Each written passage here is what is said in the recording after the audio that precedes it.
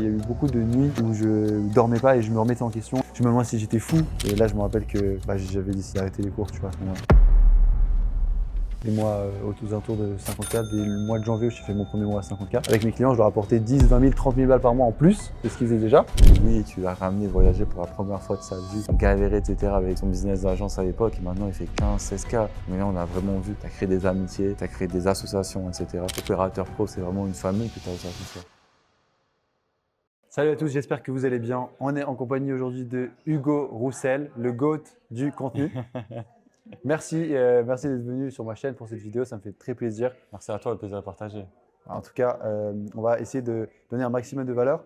Tu es un peu dans la position d'intervieweur aujourd'hui parce qu'il y a beaucoup de gens qui m'ont demandé mon parcours, qui me demandent comment je suis arrivé là, qui me demandent des anecdotes sur ma vie, sur mon parcours entrepreneurial. Donc on s'est dit qu'on allait faire une vidéo entière dédiée à ce sujet. Voilà, j'ai pris la grosse tête, j'ai envie de vous parler de moi, etc. Non, vous allez kiffer. Moi, j'ai envie que ce soit vraiment authentique, que ce soit humain. J'ai envie que vous me connaissiez. J'ai pas envie que vous voyez que le mec qui a de l'argent, qui fait du business, etc. Et j'ai envie que vous sachiez qui je suis en tant qu'humain. Donc, Hugo va poser des questions les plus pertinentes possibles par rapport à ce qu'on a trouvé dans les commentaires, dans les questions, dans les DM, etc. En fait, le contexte, pourquoi tu es là, c'est parce que tout simplement, on a fait une semaine de contenu, de tournage, pour que je puisse un peu me sortir du business. Parce que si vous êtes toujours en train de tourner tous les jours et que vous faites votre montage et que vous postez vous-même, etc., les gars, c'est à perte. Ça ne sert à rien. Vous êtes des employés de votre business toujours. Comme on Des dit. employés glorifiés. Des employés glorifiés. Le running gag, il continue toujours, les gars. C'est même pas un gag, en fait, c'est juste la vérité. Arrêtez de faire montage, arrêtez de tourner tous les jours. Soyez pragmatiques. Là, on a fait une semaine, on a fait que tourner pendant 3-4 jours. Plein de plans, une banque de contenu, des vidéos YouTube. On a fait un séminaire même hier qu'on a filmé. On va poster une rediffusion. Je crois qu'elle sera déjà postée sur YouTube. C'est une masterclass, un workshop sur l'outreach. Donc voilà pour le contexte. Je te laisse commencer sur moi avec les questions. C'est ça que les gens veulent entendre. Plus de blabla. Et on y va. Aujourd'hui, on va essayer de faire un peu une rétrospective de ton parcours et que la majorité des questions que les membres de ton accompagnement ou les personnes qui regardent tes vidéos en story se posent. Donc moi, la première question que j'avais envie de te poser, c'était quoi un peu tes premiers pas sur le business? C'est quoi le premier business que tu as fait? Comment tu en as entendu parler? Et aussi, si tu as toujours eu un peu cet attrait envers le business. Le premier business que j'ai fait, c'est j'ai lancé une agence, tout simplement. SMA, comme on pourrait dire, une agence traditionnelle de prestation de services pour des business locaux. Qu'est-ce que je faisais? Je faisais des ads méta. J'essayais de faire de la lead gen pour des business locaux. Par exemple, je travaillais avec des salles de sport dans ma région. Je travaillais avec des agences immobilières plus tard. Et j'étais associé avec deux personnes. Nico, si tu regardes cette vidéo, dédicace à toi. Lui a aussi une chaîne sur le writing. Il est aussi dans le même milieu en ce moment. Et puis Wilson, dédicace à toi aussi. Et on avait lancé notre agence. On aidait les salles de sport au début. On faisait des mois à 2, 3, 4 000, 5 000 et on se partageait le bénéfice. Du coup, c'était des marges très fines. C'était beaucoup de travail. C'était constamment devoir dénicher de nouveaux clients, faire du call toute la journée, acquisition. Et honnêtement, en fait, c'était juste, il y avait énormément de churn. Tous les mois, on remplaçait nos clients. Et en fait, personne ne voyait la vraie valeur ajoutée de ce qu'on pouvait leur apporter parce que c'est des gens qui ont un peu une manière de penser un peu arriérée. Tu m'excuseras un peu du terme, mais ils ne comprennent pas qu'il faut avancer et qu'aujourd'hui, investir dans des publicités en ligne, faire des réels, etc., faire du contenu, c'est là où l'acquisition se passe. Et c'est pas juste faire du bouche à oreille et attendre que les gens viennent. Donc, on a galéré avec ça pendant très longtemps. Moi, je me suis séparé après et je suis allé dans le domaine de l'immobilier parce que j'ai vu qu'il y avait quand même plus de budget, donc potentiellement plus de budget à mettre en publicité. Et dans une agence, malheureusement, ce n'était pas forcément le cas. J'ai travaillé avec des agences immobilières qui passaient des millions par année en termes de commission et qui bégayaient pour mettre 500 balles de budget ads par mois. Alors qu'à chaque fois, avec mes clients, je leur apportais 10, 20 000, 30 000 balles par mois en plus de ce qu'ils faisaient déjà. Mais en fait, c'est un peu aussi de ma faute parce que tu vois, je leur montrais pas assez ce que je faisais, pas assez de check-up. J'avais pas encore mon assistante qui envoyait tous les jours des retours à mes clients par rapport à ce que j'ai fait dans la journée, tous les résultats qu'on a fait, du reporting, il n'y avait pas de reporting. Donc en général, tu vois, si on remet la faute sur nous, comme d'habitude, tu vois, la bonne manière de penser, c'était entre guillemets de ma faute, même si travailler avec ce genre de clients-là, c'était vraiment pas l'idéal. Aujourd'hui, je travaille avec des coachs, des créateurs de contenu qui ont des formations à vendre, qui ont une expertise à partager, et ça fonctionne beaucoup mieux. Hein. Dieu merci. Ok, c'était intéressant. Et pour rebondir un peu tes propos, j'aimerais bien que tu nous donnes un peu plus de contexte pour nos spectateurs, etc., pour qu'ils puissent vraiment s'identifier à toi. C'était quoi un peu ta situation à cette époque-là? C'est-à-dire, si tu étais déjà en cours, tu avais quel âge? Et c'était quoi un peu tes problématiques? Est-ce que tu arrivais vraiment à gérer du coup les cours si tu y étais avec du coup ce business-là? Alors il n'y avait pas forcément d'équilibre à proprement parler parce que c'était vraiment une obsession en devenir en tout cas, le business. À ce moment-là, quand j'ai commencé mon agence, j'avais à peu près 16-17 ans. Et puis j'étais un bon élève, pas forcément le meilleur. J'ai même raté une année à cause du business justement parce que j'étais trop focus sur grinder et j'oubliais carrément de réviser pour mes cours. Et comme j'étais parti cette année-là en échange linguistique pour apprendre l'allemand, c'était compliqué quand j'ai dû revenir et relancer directement dans les examens alors que j'avais vraiment pas travaillé pour ça. Donc c'était compliqué de gérer les deux. C'est pour ça que j'ai dû prendre la décision plus tard d'arrêter, on y viendra sûrement. Mais pour l'instant, si on parle du moment où j'étais encore en cours, j'arrivais difficilement à faire la part des choses. J'étais tout le temps focus sur le truc qui m'obsédait, réussir dans le business, réussir à lancer quelque chose, réussir à avoir une équipe, du coup avec mes associés, qui tourne et qui fait de l'argent et qui a des clients. Et puis à un moment, j'ai quand même trouvé des cheat codes, tu vois. J'ai quand même réussi à travailler moins que les autres sur les cours et quand même faire des notes passables. Donc en Suisse, c'est sur 6 les notes. J'arrivais tout le temps à me situer en dessus de la moyenne. Mais tu vois, il y avait des. En fait, je me rappelle très bien, tu vois. J'espère que les gens de ma classe n'iraient pas cette vidéo. Mais il y avait des gens qui travaillaient des dizaines d'heures tous les jours, etc. En travaillant juste la veille, 2-3 heures, en travaillant exactement sur les bonnes choses, en ayant en fait discuté avec le prof sur les choses qu'il fallait vraiment savoir pour les tests. Mais en fait, j'avais comme découvert des cheat codes qui n'étaient pas forcément, puisque c'était juste d'être pragmatique et d'être efficace. Mais du coup, je voyais le visage dégoûté de mes camarades quand j'arrivais avec une note passable, en tout cas plus que la moyenne. Et eux avaient une note un tout petit peu supérieure quand ils avaient travaillé pendant des heures et des heures, alors qu'ils voyaient que moi, pendant les cours, en fait, j'étais dissipé. Je travaillais sur mon business. Dès que j'avais une minute de pause, je travaillais sur mon business. Dès que je devais manger, je mangeais tout seul tous les midis et je travaillais sur mon business. Il y a eu des gens qui m'ont soutenu, bien sûr, merci à eux. Je dis pas le contraire, tu vois, je dis pas que j'étais tout seul dans mon coin. C'est juste que je maximisais mon temps. Donc dès que j'avais un peu de pause, j'allais travailler. J'avançais, je faisais de l'acquisition. Et puis j'aidais mes clients, je délivrais. Donc c'est un peu comme ça que ça s'est déroulé. Jusqu'au jour où je me suis rendu compte que l'école allait pas m'amener à mes objectifs. Et en fait, j'étais plus du tout aligné avec le futur que j'avais devant moi si je continuais dans cette voie-là. Et j'en ai beaucoup parlé autour de moi. On m'a beaucoup dit de ne pas arrêter et de continuer. On n'a pas forcément compris ma situation et mon choix. C'est quand même une situation assez singulière. Bien sûr, il n'y a pas énormément de gens qui arrêtent les cours toutes les années pour se lancer dans le business ou faire des sous. Donc ça a été assez difficile. Tu vois, il y a eu beaucoup de nuits où je dormais pas et je me remettais en question et je me demandais si j'étais fou. Je me demandais si je faisais vraiment la bonne décision. Et puis un jour, j'en ai discuté avec ma copine. Elle m'a dit quelque chose qui à ce moment-là a beaucoup résonné en moi. En fait, j'avais cette croyance limitante ancrée que je ne pouvais pas arrêter l'école. Et en fait, je le répétais, je ne peux pas arrêter. Et parce qu'en fait, mes parents n'allaient pas me laisser. J'avais trop peur des foudres qui allaient s'abattre sur moi. J'avais peur de me faire virer de chez moi. J'avais peur de plein de choses. Et pour moi, c'était impossible d'arrêter. Je ne pouvais pas arrêter les cours. Donc, je comprends très bien les gens qui pensent qu'ils ne peuvent pas arrêter, qui sont dans une situation, dans un dilemme, etc. À ce moment-là, je pensais vraiment pas arrêter. Je pensais vraiment continuer, finir.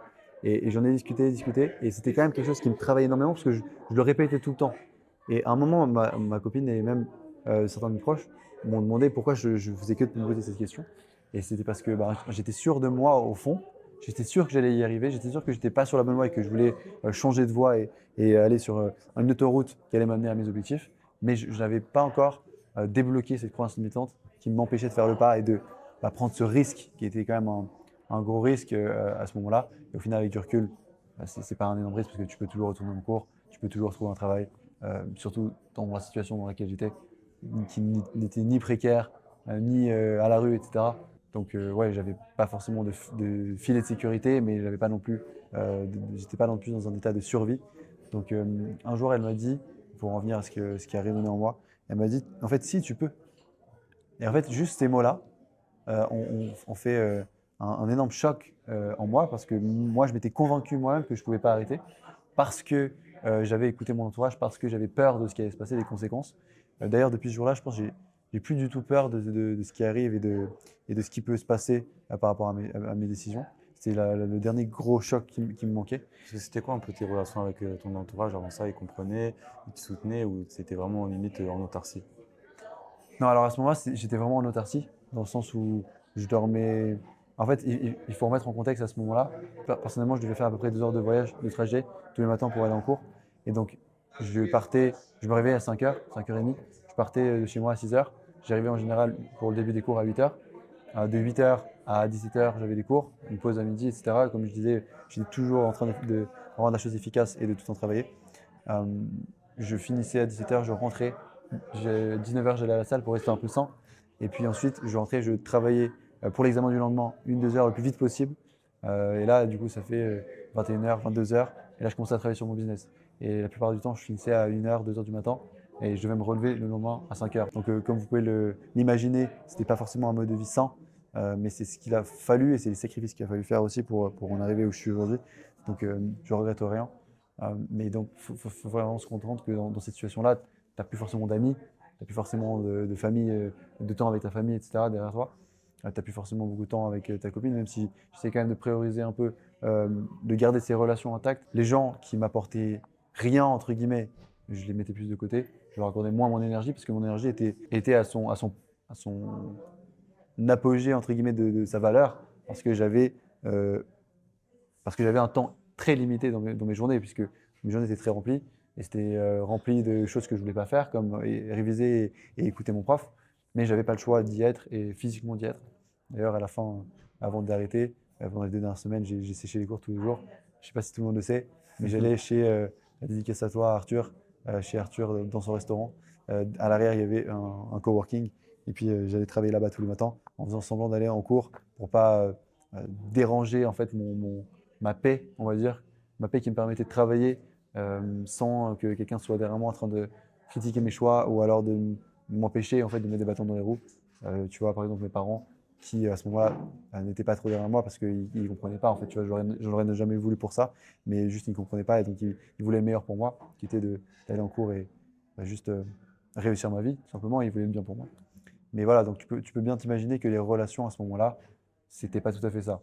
Mes amis, je les voyais plus du tout, à part un ou deux amis avec qui on allait tout le temps à la salle ensemble. La salle, j'ai dû arrêter parce que faire les cours, la salle, le business, c'est impossible. Il y a tout le temps un qui tombait. Et donc, j'ai un peu plus laissé de côté la salle pendant 1 mois, 2 mois. Et j'essayais de faire quelques pompes chez moi et juste rester un minimum en forme, surtout que j'étais tout le temps enfermé à travailler. Mais donc voilà, pour conclure sur cette question, les relations, c'était plus tout à fait ça. Ma vie, c'était plus tout à fait ça en général. C'était vraiment une très grosse, un très gros effort à fournir tous les jours. Et en fait, j'avais quand même cette flamme au fond de moi qui me donnait envie de me réveiller, de sauter du lit le matin. Et d'où cette flamme? Elle venait de plusieurs endroits. Je pense qu'un des endroits, c'était le fait que je voulais me prouver à moi-même que j'en étais capable et que j'étais pas fou. Parce que ça fait bizarre d'y repenser comme ça, mais c'est une émotion très spéciale et un sentiment très bizarre quand tout le monde te dit le contraire de ce que tu penses. Tout le monde te dit que c'est pas possible, tout le monde te dit que tu es en train de faire un mauvais choix. Tout le monde remet en question ce que tu dis, ce que tu fais. Et toi, tu es là, tu dois te convaincre que en fait, tu es dans le bon choix, tu es dans le bon truc. Alors que les gens te traitent de fou, les gens tu vois, te poussent à bout. Et c'est pas de leur faute. Tu vois, de nouveau, je leur en veux pas forcément. C'est juste que la plupart des gens ne peuvent pas comprendre cette situation. Mais encore une fois, j'ai passé des nuits entières à me remettre en question. Il y a des fois où j'étais à 2 doigts d'arrêter et d'abandonner. Et heureusement que je ne l'ai pas fait, sinon je ne serais pas ici aujourd'hui. Et puis je suis reconnaissant aussi d'avoir eu la santé et d'avoir eu le courage et l'énergie de continuer. Parce que j'aurais pu avoir plein de trucs, des obstacles qui seraient venus sur le chemin. Je ne les ai pas eus. J'ai eu la chance de pouvoir aussi manger à ma faim et d'avoir un toit et d'avoir une vie paisible aussi, ce qui m'a beaucoup aidé. C'est vrai que je respecte énormément aussi les gens qui n'ont pas tout ça mais qui arrivent quand même à faire quelque chose de leur vie et à devenir des entrepreneurs à succès ou même réussir dans un métier. Ça, c'est une des sources, on va dire, de ce feu que j'avais en moi. Une autre de ces sources, c'est bien sûr mes parents quand même. Pas forcément de leur prouver le fait qu'ils avaient tort, mais de leur montrer qu'ils pouvaient être fiers de moi et qu'en fait, tout ce qu'ils avaient fait pour moi, c'était pas entre guillemets, fait dans le vide et que j'avais pas raté ma vie. Et pareil, en fait, je voulais plus devoir dépendre d'eux et être responsable de moi-même et pouvoir dépendre que de moi en termes d'argent. Je leur donnais plus du tout d'argent. En fait, je n'ai jamais demandé de l'argent, mais tu vois, forcément, il fallait que je mange. Quand j'étais un étudiant, tu gagnes pas d'argent. Et à ce moment-là, j'ai commencé à leur dire de couper. J'ai commencé à payer toutes mes factures. Et c'est le moment où j'ai du coup arrêté les cours. Et à ce moment-là, malheureusement, je l'ai peut-être fait un peu maladroitement. Pour moi c'était la seule solution. C'était de le faire un peu sans que les gens sachent, sans que mes parents sachent directement, parce que sinon, ils allaient tout faire pour se mettre en travers de mon chemin, pas pour me nuire, mais vraiment pour m'aider. Sauf que forcément, des fois, même les parents se trompent et ne savent pas ce qui est bien pour toi, alors qu'ils pensent savoir. Et du coup, je l'ai fait un peu en cachette. Je suis plus venu pendant les 2 dernières semaines. J'ai prévenu la direction que j'allais arrêter. J'ai dû revenir en personne signer à mes 18 ans, donc j'ai arrêté les cours.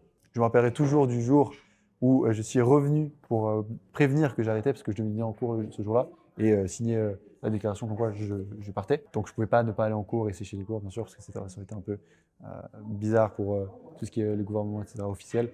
Donc je suis venu en cours, j'ai recroisé les profs que je n'avais pas vus depuis 2 semaines. Ils étaient tous le grand sourire à me donner les copies de rattrapage que j'avais ratées.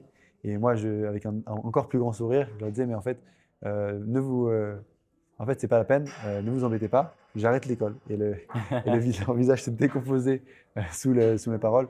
C'est quelque chose qui restera toujours dans ma tête. Et c'est pas parce que j'aimais pas mes profs, au contraire, la plupart étaient très bienveillants et très pédagogues. C'était très sympa de pouvoir apprendre grâce à eux. Mais voilà, encore une fois, c'est quand même un peu un accomplissement personnel de se dire que personne ne croyait en toi et en fait de leur montrer que toi, tu y crois tellement que ça peut que réussir et voir leur tête se décomposer quand tu leur dis que tu quittes les cours. Alors que j'avais des très bonnes notes, c'était même l'année où j'avais les meilleures notes. J'avais raté une année auparavant et j'avais refait donc. Et ensuite, l'année d'après, j'étais pas forcément le meilleur de ma classe, mais dans les meilleurs, alors que je travaillais très peu. Tout le monde me voyait sur mon ordinateur tout le temps. Tout le monde pétait un câble contre moi en cours, c'était très drôle. Et puis les gens pensaient tout le temps que je trichais ou quoi, mais en fait, c'est juste que j'avais trouvé la manière de travailler. Et c'était la même manière de travailler que j'ai aujourd'hui pour le business. Le fait d'être très pragmatique, le fait de travailler uniquement sur les choses qui comptent, le fait de travailler sur les tâches à plus gros priori. Au lieu d'apprendre tous les petits détails, tout passer au stabilo dans mon dossier, je recopiais que les mots-clés. Je visualisais dans ma tête toute l'histoire, par exemple pour l'histoire, la géographie. Je me faisais vraiment un fil rouge. Et au lieu de recracher bêtement des mots que j'avais appris par cœur, je dissertais sur les informations que j'avais engrangées, que ce soit même avec des vidéos YouTube, que ce soit même avec d'autres éléments de réponse que juste des copies ou des livres qu'on donne en cours. Parce que je trouve que des fois, c'est pas du tout la meilleure manière d'étudier. Et puis, on donne un peu, c'est comme une formation. On crée un process une fois, une manière de penser, on le donne à tout le monde la même chose et on crée des clones. Alors que pour moi, la manière la plus intéressante d'apprendre, c'est plus de regarder des vidéos, que quelqu'un te parle et t'explique quelque chose de manière passionnée et vraiment de s'intéresser au sujet, d'aller faire des recherches par soi-même. C'est ça qui te donne les connaissances nécessaires et pas juste apprendre bêtement sur des feuilles distribuées par le prof. Donc voilà encore un petit tip que vous pouvez utiliser pour le business, travailler sur des tâches à haut ROI et être passionné par ce que vous faites. Pas appliquer bêtement, mais appliquer de manière intelligente et garder uniquement ce qui compte et pas tous les détails d'un projet par exemple ou d'une vidéo que vous allez voir sur un sujet ou d'une formation ou d'un accompagnement que vous allez suivre. Il y a des accompagnements que j'ai pris juste pour rentrer en contact avec la personne et avoir l'information à la source. J'ai négligé les vidéos, ce qui n'est pas bien, faites-le pas d'ailleurs si vous prenez l'accompagnement, regardez les vidéos. C'est juste que je suis à un niveau maintenant où je veux les informations à la source. S'il n'y a pas de one-one, je vais directement prendre l'accompagnement et gratter des informations directement à la personne concernée, à la source. Donc voilà un peu tout ce qui me drivait. J'en ai encore pas mal, tu vois, des sources de ma motivation, des départs de cette flamme, de ce feu. Mais je pense que c'est déjà des bons exemples que je t'ai donné. Très intéressant. Et ce que j'aime bien avec toi, c'est que tu nuances tout le temps dans le sens où tu vas prendre les choses personnellement. Par exemple, je sais qu'il y a pas mal de gourous, de formateurs, etc. Ils vont remettre la faute sur des codes ou vont remettre la faute sur leurs parents, sur des gens. Mais la vérité, c'est que des gens n'ont pas forcément les mêmes aspirations que nous et ils ne comprennent pas forcément. Et ce que j'aime bien avec toi, c'est l'équilibre un peu que tu as trouvé dans tes propos sur le fait qu'ils ne comprennent pas forcément et tu vas pas commencer à dire ouais, ils comprennent pas, j'étais boycotté ou quoi que ce soit. Non, c'est juste que chaque personne a sa vision de voir les choses. Et ça que j'aime bien, c'est que vraiment tu es assez mesuré par rapport à ça. Et moi, ce que j'aimerais un peu plus savoir, c'est que, ok, là, tu m'as parlé que tu avais quitté l'école, etc., à 18 ans, etc. Mais dans cette situation-là, tu faisais quoi? Tu étais toujours sur du SMMA, tu commençais à gagner de l'argent, etc. Parce qu'on s'est lâché juste avant, tu me disais que du coup, tu faisais un business, tu étais un peu salarié déguisé de ton business où tu gagnais pas forcément beaucoup d'argent et que tu travaillais 12 heures par jour. Est-ce que c'était toujours le cas avant? À ce moment-là, je faisais du ghostwriting. C'est-à-dire que j'avais arrêté mon business d'agence traditionnel où je vendais des sites web, je vendais des ads, etc. Pourquoi tu Et l'avais arrêté? j'avais arrêté parce que, comme j'expliquais avant, c'était en fait, il y avait trop d'aspects négatifs au business qui ne me permettaient pas de scaler, même si bien sûr avec les connaissances que j'aurais, je pourrais certainement aller plus loin. Mais le fait de devoir avoir tout le temps des nouveaux clients, d'avoir 10 clients par mois pour être à moitié rentable et d'avoir des marges minimes parce qu'on était plusieurs et qu'il y avait des employés, etc. Plus le fait que le client ne voyait pas du tout la valeur ajoutée alors qu'on lui faisait gagner de l'argent en plus. Euh, Tous ces aspects-là faisaient que je ne pouvais plus continuer là-dedans si je voulais arriver à mes objectifs de vie et que je devais trouver une évolution à ce que je faisais. J'ai pas fait la bêtise de switcher 15 fois de business et j'ai gardé les skills que j'avais commencé à développer, le marketing, la vente, et j'ai double down là-dessus. J'ai trouvé l'évolution de ce business-là. Il y a une fois où, une petite anecdote pour comment j'ai rencontré mon mentor, c'est intéressant, c'est croustillant, vous allez voir. Euh, une fois, il est venu skier proche de chez moi en Suisse. Donc il habitait en Suisse à ce moment-là. Youssef, dédicace à toi, frérot. Il habitait en Suisse et mon associé slash pote de l'époque, qui est toujours mon très bon ami, Nicolas, qui est maintenant dans le Grosse Marketing, a rencontré ce mec. Donc à Verbier, pour ceux qui connaissent, c'est une station de ski en Suisse. Ils venaient skier là, ils sont vus après le ski dans un bar, ils discutaient. Et puis ils avaient connecté à travers Instagram. Ils s'étaient trouvés, enfin Nicolas l'avait trouvé quelques jours auparavant, il m'en avait parlé. Malheureusement, je me rappelle, je crois que c'était un jeudi soir, je devais aller chez ma copine et je l'avais promis qu'on allait se voir, etc. Donc je suis pas allé. Je lui ai dit, bah t'inquiète, tu me feras un débrief. Il a fait une rencontre avec lui. Il m'a débriefé la rencontre et en gros, il s'avérait que c'était un Suisse qui faisait 30K, 40K, 50K par mois. Je ne sais plus exactement à cette époque-là combien il faisait, mais c'était un chiffre ahurissant pour nous. D'entendre que quelqu'un de si proche, du même âge presque, qui habitait vraiment si proche, tu vois, c'était physiquement proche, et c'était une personne qui nous ressemblait énormément, faisait autant d'argent, ça m'a vraiment changé en fait. Ça a permis de désacraliser l'argent finalement. Exactement. En fait, bon, j'avais encore beaucoup de croyances limitantes à ce moment-là. C'est vrai. Mais en fait, à ce moment-là, je crois que c'est le moment où j'ai compris que tout ce que je faisais depuis tout ce temps, toutes les fois on m'a dit que j'étais fou, toutes les fois on m'a dit que ça n'allait jamais marcher, tous ces arguments-là disparaissaient dans l'air une bonne fois pour toutes. Et je me rendais compte qu'en fait, non, j'avais vraiment bien raison depuis le début. C'était possible. On a même trouvé la preuve, non seulement en image, mais en personne, que c'était vrai. Comme il a même montré le dashboard Stripe, tu vois, à mon pote. Et moi, je suis très rationnel, tu vois. Ouais. Si je crois que ce que je vois. Bien sûr. Il m'a dit, non, frérot, il m'a montré le dashboard Stripe, etc. Il a fait cet argent. Ils ont une agence, etc. Dans le gross operating. Et là, c'est le moment où j'ai commencé à m'intéresser au gross operating. J'ai vraiment regardé toutes ses vidéos YouTube. J'ai commencé à le suivre sur Instagram. J'ai regardé toutes ses bulles, tous ses highlights. Et je te mens pas, frérot, à ce moment-là, ça m'avait vraiment fait bonder. Je voyais tous les résultats, tous les screenshots de son Slack avec les notifications Zapier des paiements. Et je voyais tous les paiements de 5K, 4K, etc. étiquettes. J'avais jamais vu des paiements autant chers. Et ça m'intriguait vraiment, donc j'ai commencé à regarder les premières vidéos. Ça m'a énormément touché parce que j'étais vraiment le ICP. La première vidéo de sa chaîne, c'est comment j'ai généré tant d'argent avec cette nouvelle agence SMMA. C'est littéralement ce que j'avais besoin d'entendre pour me rendre compte qu'en fait c'était l'évolution de l'agence SMMA, Ok, ouais. qui était le gross marketing, qui était le fait de travailler avec beaucoup moins de clients, qui sont des créateurs de contenu, des formateurs, etc., des coachs, qui travaillent avec 1, 2 clients, 3 clients, qui te payent 5, 10, 15, 20K par mois chacun, Bien sûr. qui était indispensable au final parce que tu mets en place leur équipe de vente, tu gères tout l'opérationnel, tu gères tout leur business, tu deviens le CEO du business de ton client, tu deviens un partenaire, tu deviens associé avec ton client. C'est même plus un client, c'est du coup directement un partenaire. Et puis sur le long terme, lui il avait travaillé avec un client, il générait plus de 100K par mois, ils avaient 30% de business, et puis ça faisait déjà des mois qu'ils travaillaient ensemble.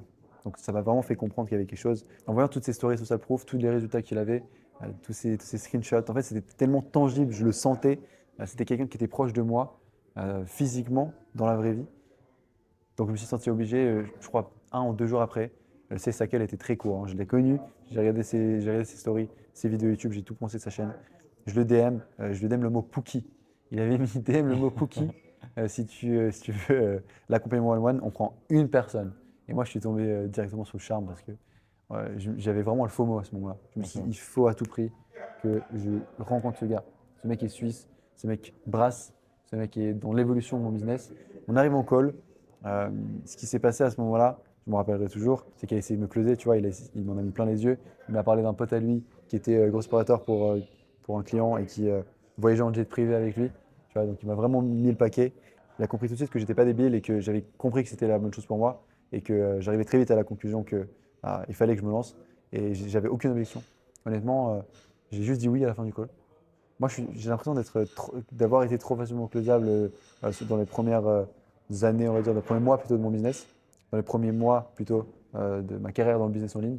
Mais je pense qu'au final, c'est une bonne chose parce que ça veut dire que j'ai beaucoup réinvesti en moi assez facilement. Mais cette fois-là, j'ai eu beaucoup de chance parce que c'était un des plus gros tremplins pour moi. Ça a été le meilleur mentor que j'aurais pu avoir, quelqu'un qui en avait vraiment quelque chose à faire de ses élèves et il a passé beaucoup de temps à m'aider parce qu'on habitait proche, il m'a même vu en IRL en one-one. Donc on a été très vite. J'ai juste appliqué exactement ce qu'il m'a dit. Je me rappelle par contre qu'au moment du call, je n'avais pas l'argent Et j'avais gagné de l'argent et je l'avais mis sur un compte d'épargne que je ne pouvais pas toucher, Bien sûr. entre guillemets. Et j'avais gagné de l'argent avec mon agence. Tout ce qui me restait, je l'avais sur ce compte. J'ai dû négocier avec ma famille pour qu'ils me laissent le reprendre parce qu'en fait, c'est eux qui avaient les droits, je leur avais donné Ils les devaient te droits, prendre pour etc. un fou. Ils m'ont pris pour un fou, ils ont dit que j'allais me faire arnaquer. En plus, il est arabe. Ça n'a pas, ça a pas, ça a pas beaucoup aidé, on va pas se mentir. Donc, Ils m'ont dit, ouais, tu vas juste te faire arnaquer par un gars qui s'appelle Youssef en ligne. Ils m'ont pris pour un débile. ils n'étaient pas trop Ils rassurés, étaient quoi. vraiment pas rassurés. En fait, ils étaient même pas rassurés. En fait, ils allaient juste dire non, tu vois. Ils me prenaient pour un débile. Ils se sont dit, qu'est-ce qu'il veut encore, ce con, ce fou. C'était Euh, combien à peu près la formation déjà? c'était en dollars. Je me rappelle plus exactement combien c'était maintenant. Il me semble que c'était 4000, 4500 Ouais, dollars. 4000, 5000, ils ont Ou un dû, truc, c'est du vrille, hein. 5000, ouais, c'est du Ouais. high ticket, tu vois. Ils ont dû se dire que c'était du scam, Ils ont etc., que vrillé. t'étais Un fou. mec en ligne, j'en avais jamais parlé. Tout d'un coup, limite, j'étais à genoux pour les supplier de me laisser avoir accès à mon argent. Parce que du coup, je leur avais donné accès à cet argent-là et pas moi, pour être responsable, tu vois, avec mon argent et pas le dépenser bêtement. Sauf que bah, je m'étais en fait mis dans un piège sans même me rendre compte. Parce que bah, eux ne comprenaient pas que je voulais investir là-dedans, ne comprenaient pas pourquoi je vais investir là-dedans. Et pendant 2 jours, ça s'en est suivi de. Franchement, c'est un moment compliqué, tu vois, parce que quand tu vois tes parents qui te prennent pour un fou, qui sont limite en pitié pour toi, qui sont tristes et qui se sentent mal, etc. Et que toi, tu sais que tu es en train de faire la bonne chose, mais que d'un côté, tu blesses quelqu'un, etc. C'était très, très, très, très, très, très dur. C'est vrai que ça, je ne l'ai jamais dit, je pense même, Youssef, il ne sait pas forcément. Mais ouais, c'était quelque chose. Une fois que j'ai eu accès à cet argent, j'ai pris l'appel avec Youssef, je lui ai donné l'argent, je l'ai envoyé directement. Le lendemain, ou le jour même, j'étais en cours. Il faudrait qu'il retrouve le read AI de ce call. C'était le call d'onboarding. On voyait les chaises derrière moi de cours empilées après les heures de cours. J'ai fait le call d'onboarding aussi avec son associé de l'époque, Malcolm. Et en fait, il s'est rendu compte très vite que j'étais pas quelqu'un qui était là pour rigoler. Il m'a fait l'onboarding. J'avais déjà GoHighLevel parce que j'avais une agence. Et le but de l'onboarding, c'était de me donner GoHighLevel, me donner accès à des templates, des SOP. Et en fait, j'avais déjà presque tout. Donc en fait, le call d'onboarding qui dure peut-être 30 minutes, 1 heure normalement, il a duré 10 minutes. Je disais, ouais, ça c'est bon, j'ai déjà fait, ça c'est bon.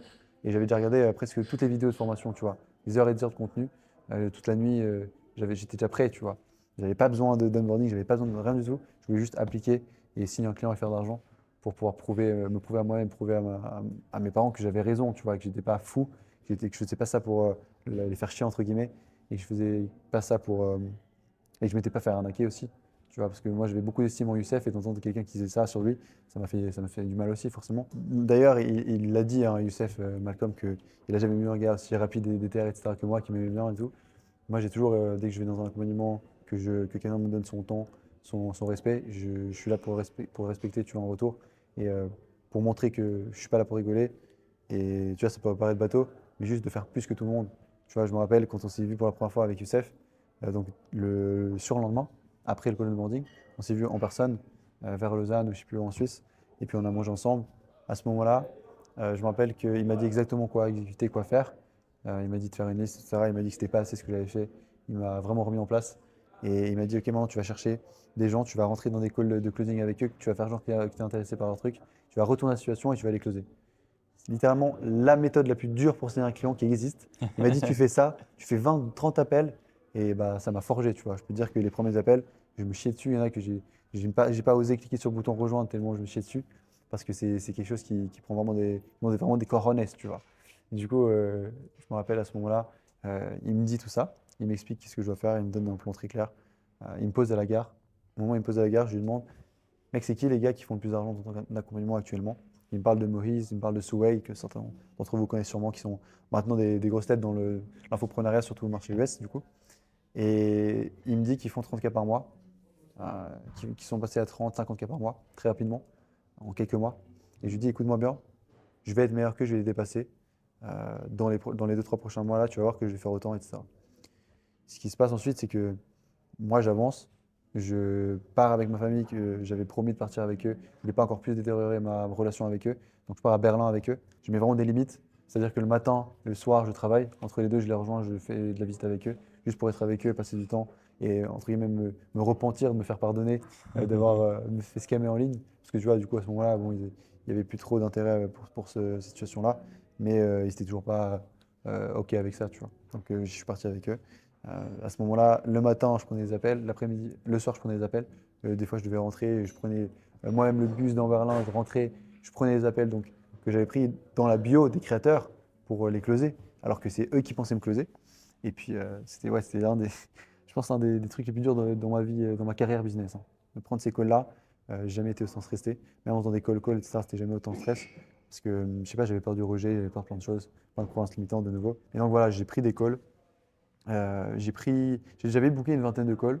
J'en ai fait 5, 6. Et au bout de la sixième, j'ai eu quelqu'un que vous connaissez tous certainement, que j'ai déjà montré dans une vidéo, dans ma toute première vidéo qui en parle, qui était Morgane, du coup, dans le domaine du coaching mental pour les femmes, qui l'a bizarrement bien pris, en fait, le fait qu'on la démarche de cette manière-là. Et puis à ce moment-là, je travaillais aussi étroitement avec une de mes potes qui était plus dans le copywriting à l'école. C'était des seules qui était aussi un peu branchée dans le business en ligne, etc.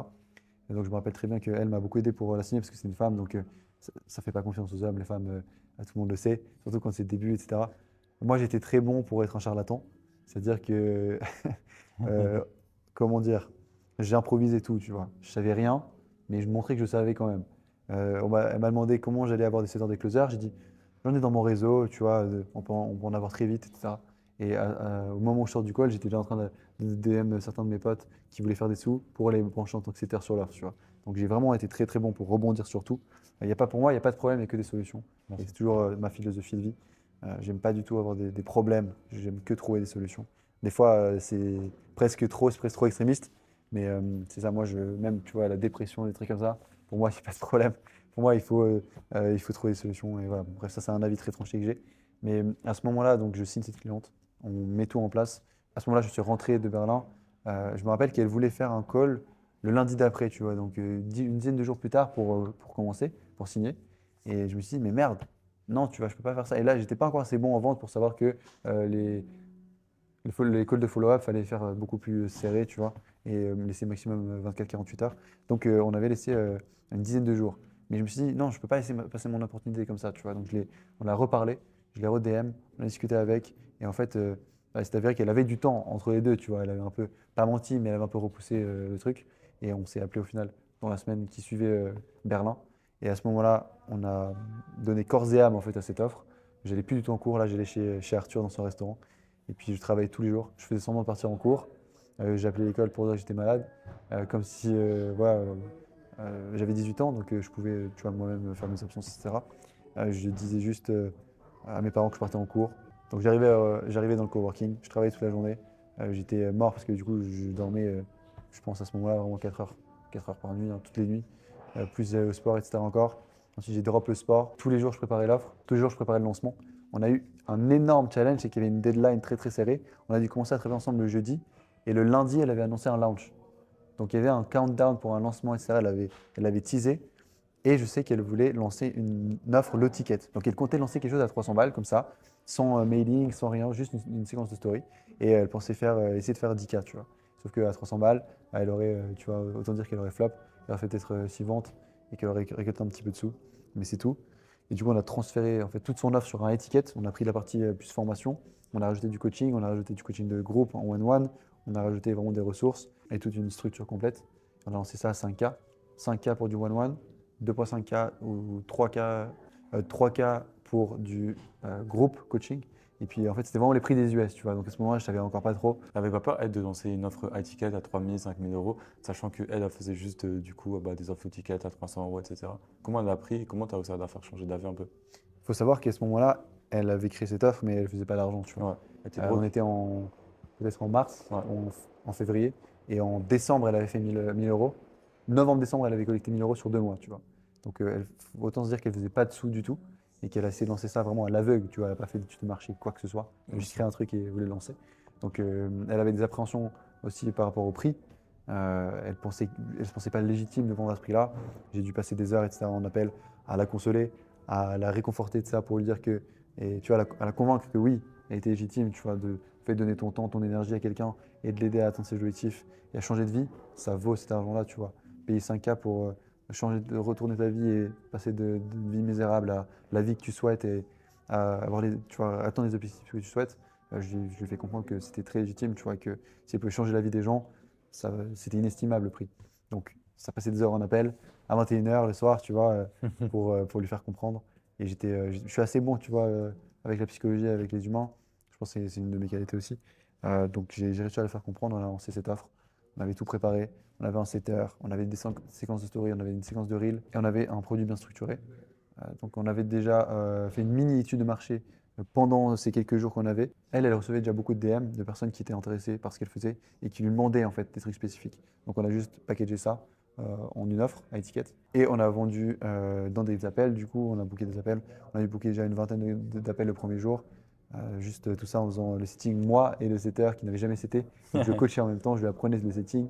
C'était très marrant ce moment, je me rappelle que j'étais chez moi. Et je me rappellerai toujours que ces moments-là, même que j'étais en call de closing, même que j'étais en train de setter, même que j'étais en train de faire un gros lancement, ma mère, elle me disait, elle va venir faire la vaisselle, tu vois. Elle comprenait vraiment pas du tout cette dimension du travail. Elle pensait que je m'amusais sur mon ordinateur. Elle n'accordait pas du tout d'importance et de respect à ce que je faisais. Et ça m'a aussi beaucoup mis le bâton dans les roues. C'est pour ça que par après, du coup, je suis parti, je l'expliquerai après. Mais à ce moment-là, donc on fait 15K la première semaine directement. On aurait pu faire bien plus. Je n'avais pas tous les process, toutes les connaissances que j'ai maintenant. Mais toujours, je regrette rien. Tu vois, je suis très content d'avoir pu faire ce switch radical entre faire tout d'un coup beaucoup d'argent, parce qu'on avait 50%, tu vois, au début. Et juste avant ça, tu vois, je faisais très peu avec les agences immobilières avec qui je travaillais. J'étais même descendu un mois, je faisais plus rien du tout. Et après, je me suis focus avec Youssef directement sur ce nouveau business model. Parce que je me demandais, etc., comme tu avais fait un lancement un peu de 15K, est-ce que ça t'a fait un choc du coup de passer un peu de zéro à faire autant d'argent en seulement une semaine? Parce que quand même, on peut dire ce qu'on veut avec la situation actuelle, mais il ne faut pas quand même minimiser un premier lancement d'offre, de faire 15K. C'est pas commun, pas tout le monde qui peut faire ça. C'est vrai qu'à ce moment-là, ça m'a fait quand même un choc de faire tout d'un coup autant d'argent, parce que c'était vraiment la révélation en fait. Toutes ces heures de travail, toutes ces nuits blanches, toute cette énergie en fait donnée pour ce parcours et pour cette aventure. Et ça m'a vraiment, ouais, ça m'a fait quelque chose. Pas forcément de l'argent, pas forcément de voir les virements, etc. Plus de me rendre compte que cette fois-ci c'était vrai, tu vois. C'était tangible. Cette fois-ci je l'avais fait. Et je me suis senti beaucoup respecté, tu vois, par Youssef après, parce que j'ai vraiment fait exactement ce qu'il m'a dit, tu vois. Et quand un mentor te dit quelque chose et que tu l'appliques et que tu fais encore mieux et que tu fais encore plus que les résultats escomptés, Ah, tu gagnes son respect. tu gagnes son respect. Et en fait, ça m'a vraiment beaucoup boosté parce que c'est quelque chose qui me manquait, tu vois, énormément. Personne ne me respectait, personne ne me donnait euh, l'heure, entre guillemets, tu vois. Personne ne respectait mes choix de vie, personne ne respectait toutes les heures de travail que j'avais passées pour cet objectif. Et du coup, de voir que quelqu'un me respectait et que enfin ça marchait, tout ce que j'avais imaginé, tout ce que je voulais faire, bah là, ça m'a vraiment donné une flamme, tu vois. Ça a vraiment encore plus ravivé la flamme en moi. Et là, je me rappelle que bah, j'avais décidé d'arrêter les cours, tu vois, à ce moment-là. Parce qu'en fait, je me suis dit que mon potentiel était en train d'être gâché. Et par la même occasion, bah, en fait, j'allais plus en cours. Donc, il y allait avoir des conséquences, tu vois. Il y allait avoir un problème. À un moment ou à un autre, on allait me dire quelque chose, tu vois. La direction allait m'appeler et me dire, mais qu'est-ce que tu fous, tu vois. Donc, j'ai pris les devants et j'ai commencé à réfléchir à la question d'arrêter les cours. Parce que je me rappelle qu'à ce moment-là, ce qui m'a donné le déclic, pour être très honnête, c'est que j'avais un gros travail, tu vois, c'est comme un mémoire un peu à rendre pour la fin de l'année, pour la fin de l'école. Et j'ai commencé ce mémoire et je me suis rendu compte de la charge de travail inutile que ça représentait sur un sujet qui ne me passionnait pas du tout. J'avais choisi quelque chose en rapport avec la crypto. Au minimum, tu vois, c'était un peu intéressant à faire des recherches là-dessus, mais c'était quelque chose de très inutile, tu vois, qui amenait à rien, qui amenait à juste à rendre un papier, tu vois, qui avait aucune valeur. Et toute cette énergie donnée à ça, je pouvais la donner à mon business qui allait me faire réussir ce que je voulais dans la vie, tu vois, et entreprendre. Donc, j'ai commencé à avoir un peu cette réflexion dans ma tête. Je suis tombé sur une vidéo, je crois qu'à ce moment-là, c'est aussi le moment où Arthur a posté la vidéo J'ai arrêté l'école à 17 ans, etc., pour me lancer dans le business. J'ai regardé cette vidéo, ça m'a encore fait plus le déclic. Et c'est drôle parce qu'à ce moment-là, je le connaissais un petit peu. Pas énormément encore parce que bon voilà, j'avais pas non plus gagné plus que ça son respect. Quoique, si, parce que je me rappelle qu'à Berlin, ça me rappelle beaucoup de souvenirs de parler de ça. C'est drôle parce que ça fait longtemps que j'y ai pas réfléchi et que j'en ai pas parlé. Mais à Berlin, j'avais reçu un message qui m'avait rendu fier aussi. C'est Arthur qui m'écrivait. Il faudrait que je retrouve ce message, je l'avais mis en fond d'écran à un moment même pour motiver. Il me disait qu'il avait vraiment l'impression que, tu vois, qu'il avait le flair pour trouver les personnes qui avaient du potentiel et qui allaient décoller. Et il me disait que j'allais vraiment décoller très vite à ce moment-là, tu vois. Et qu'il voyait tous les efforts que je mettais, que je venais tous les jours bosser à son restaurant et que je séchais les cours et qui respectait le grind, tu vois. Et c'est drôle parce que vraiment, j'avais mis en fond d'écran. Je l'ai même dit à ma petite sœur, etc. Si tu regardes la vidéo aussi, je pense que tu t'en rappelles. Et puis le fait qu'il ressorte cette vidéo juste après, du fait qu'il a arrêté les cours, je le re-DM, je lui dis mec, est-ce que tu penses que je dois arrêter? il m'a dit mec, je peux pas te faire ta décision à ta place, etc. Mais comme je vois ta situation actuelle, je pense que tu es quelqu'un qui pourrait réussir en arrêtant les cours. Tu vois, il y a très peu de monde qui devrait arrêter les cours, sincèrement. Mais il a vraiment, en m'analysant, tu vois, il est assez bon pour trouver les bons profils qui vont un peu exploser derrière et il met des pièces tu vois, sur les gens un peu. Et le fait qu'après j'en reparle avec ma copine et que je dise que je pouvais pas, parce que là j'avais encore ce blocage, tu vois. J'avais compris que je devais le faire. Mais le fait de devoir le faire et de vraiment le faire, il y avait un énorme gap entre les deux. Et le fait que je répète cette phrase à ma copine, à un moment elle a câblé, elle m'a dit mais en fait tu peux. En fait quand tu veux quelque chose dans la vie, tu peux. Et cette phrase, à chaque fois, je l'ai en tête, tu vois, dès que je me remets en question. Et cette phrase, à chaque fois que je me remets en question par rapport à un de mes objectifs, à quelque chose que je dois faire, un obstacle qu'il y a, tu vois, ou un challenge, je me la remémore, tu vois. Quand on veut quelque chose, en fait, on peut le faire. On peut toujours. C'est toujours une question de choix, c'est toujours une question de se donner les moyens. Et en fait, arrêter les cours, bah, je pouvais le faire. J'avais juste à arriver à l'école, signer un papier, j'arrêtais les cours. C'est aussi simple que ça. Par contre, derrière, il y avait des conséquences, tu vois. Par contre, derrière, il faut assumer. Et quand ta copine te dit que que tu peux le faire, mais derrière, il faut assumer. Alors là, frérot, si je l'avais pas fait, j'aurais été une petite pute. Je me serais senti Toi, comme t'es une roi, merde. t'es zig, hein. Non, ouais, ouais, là, frérot, j'aurais perdu toute mon estime de moi. J'aurais perdu tout mon respect pour moi-même. J'aurais eu aucun ego, etc. Donc, non, non, je suis pas cette personne-là. J'ai pris mon ego, j'ai pris mes coronets, je suis allé, j'ai fait des entretiens, etc. avec la direction. Et au début, ils voulaient pas forcément me laisser partir comme ça, tu vois. Et je leur ai exposé mon point de vue. J'aurais montré que c'était une décision complètement rationnelle et que c'était pas sur un coup de tête ou quoi que ce soit. Et j'ai l'impression quand même que c'est drôle parce qu'ils te retiennent parce qu'ils veulent pas casser l'image de leur établissement, tu vois. Parce qu'ils en avaient rien à foutre parce qu'ils en avaient rien à foutre de moi jusqu'à ce moment-là, tu vois. À ce moment-là, vraiment, ils voulaient pas que je parte. Par contre, avant, ils n'hésitaient pas, tu vois, à mettre des bâtons dans les roues, à me tirer vers le bas, etc., à me faire perdre du temps, à faire des démarches, etc. Dès que j'étais absent, ils me faisaient venir en entretien, etc. C'était vraiment compliqué. Et à ce moment-là, ils ne voulaient plus que je parte bizarrement, tu vois. Et je me suis toujours dit que c'était certainement pour une question d'image ou pour, tu vois, pas influencer de manière mauvaise, malsaine les autres élèves. Sûrement des process débiles, des procédés qu'ils doivent suivre, etc. Tu vois, des trucs corporate. Mais bref, je suis allé leur parler. J'ai dit, je me casse d'ici. Et tu vois, je leur ai pas laissé le choix et je leur ai fait signer le papier. J'aurais dit, par contre, je veux pas que mes parents soient au courant, tu vois. Ok, ouais. Avant vraiment le moment où c'est officiel, je veux pas que mes parents soient au courant. Parce que je savais qu'ils allaient faire tout ce qui était en leur pouvoir pour me faire changer d'avis, tu vois. Et j'avais vraiment pas le temps pour ça et je pouvais pas perdre d'énergie là-dedans. Et là, le fun fact, c'est que j'étais chez Arthur, du coup, à son restaurant, dans le coworking. J'avais l'argent du lancement qu'on avait fait avec la cliente qui me revenait, donc les commissions. Et j'ai pris un vol pour Bali. J'ai pris un vol pour Bali et j'allais réserver un Airbnb à Bali parce qu'on devait partir sur un coup de tête. J'ai appelé mon ami Nico du coup et je lui ai dit frérot, il faut qu'on parte, etc. Je lui ai dit aussi à ce moment-là, il avait dû rejoindre l'accompagnement aussi du CEF, donc le gros accélérateur pour ceux qui connaissent, son groupe, son mentorat. Et du coup, je pense que c'était à peu près à ce moment-là. Il commençait à faire du démarchage, à signer un client, etc. Et ce qu'on a fait, c'est que bah, je l'ai appelé. Je lui ai dit, je me rappelle très bien, j'étais dans le train. Je l'appelle, je lui dis que j'avais un truc fou à lui proposer. Parce que lui, il avait déjà arrêté l'école depuis longtemps, mais ça décollait pas, tu vois, son truc. Et du coup, je lui ai dit, écoute, on va faire un truc fou. Là, je te laisse pas le choix. On va partir à Bali. On s'enferme dans une villa, ça coûte rien. On va juste charbonner et on va exploser, tu vois. On va se déterre, on va vraiment faire quelque chose de grand. Au final, j'ai booké, j'ai arrêté les cours.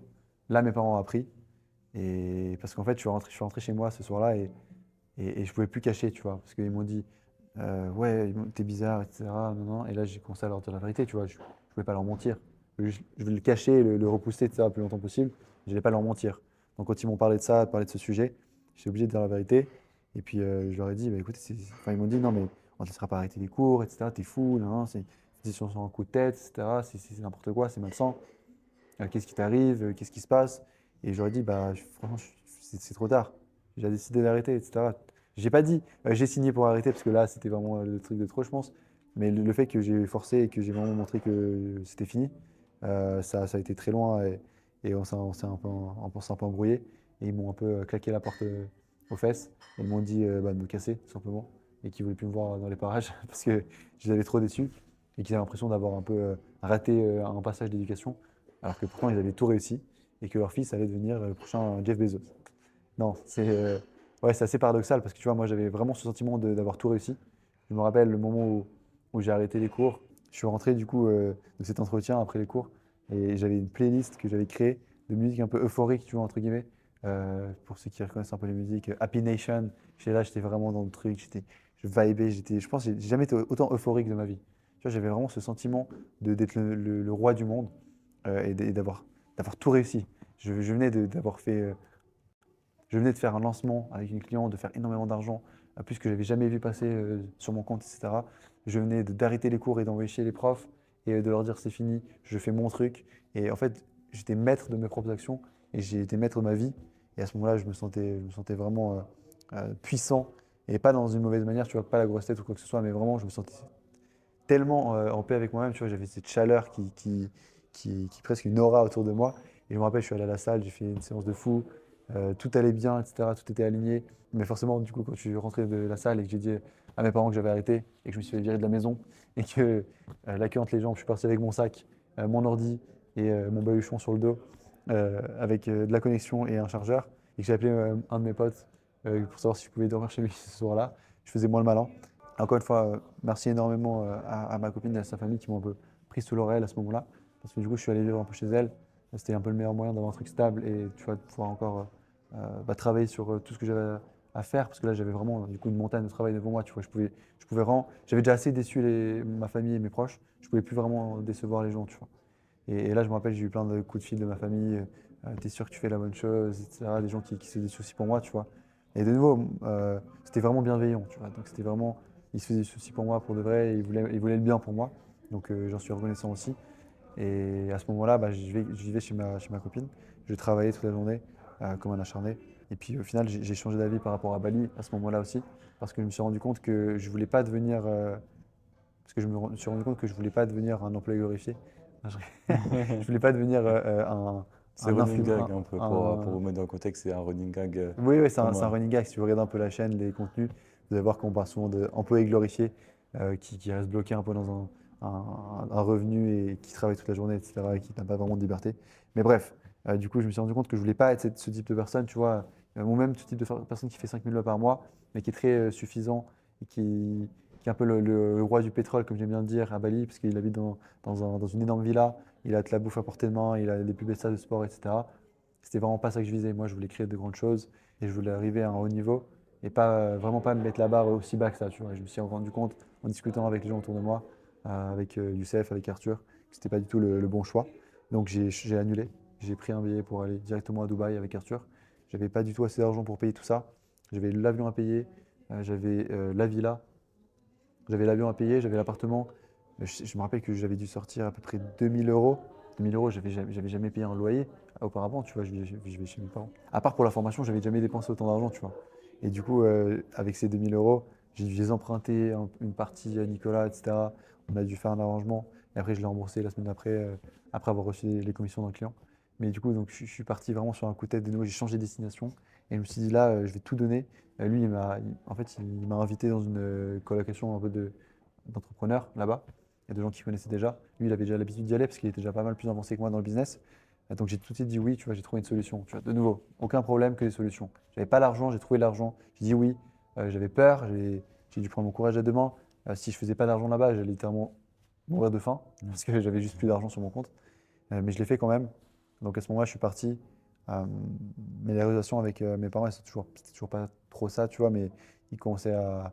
Tu vois, c'est mes parents, ils voulaient juste mon bien, tu vois, donc ils commençaient petit à petit à redescendre. Mais comment Euh, savoir et, si c'était sérieux le fait que tu ailles à Dubaï? ouais, c'est ça, mais non, ils prenaient toujours pas au sérieux le truc, Ok, tu vois. Mais par contre, ils ont commencé à plus accepter d'une d'accord. manière, tu vois, ou subir d'une manière ou d'une autre, mais ils étaient moins fâchés contre moi pour ça. Donc je suis parti à Dubaï, ça m'a complètement changé. Je suis arrivé là-bas, déjà on est arrivé en plein dans les inondations, etc. C'était un délire. Mais en fait, ce qui s'est passé, c'est que pendant 2 3 jours, j'étais dans un autre monde. J'étais avec des gens qui me faisaient de l'argent. J'étais le plus jeune d'entre tous, j'avais 18 ans, 19 ans.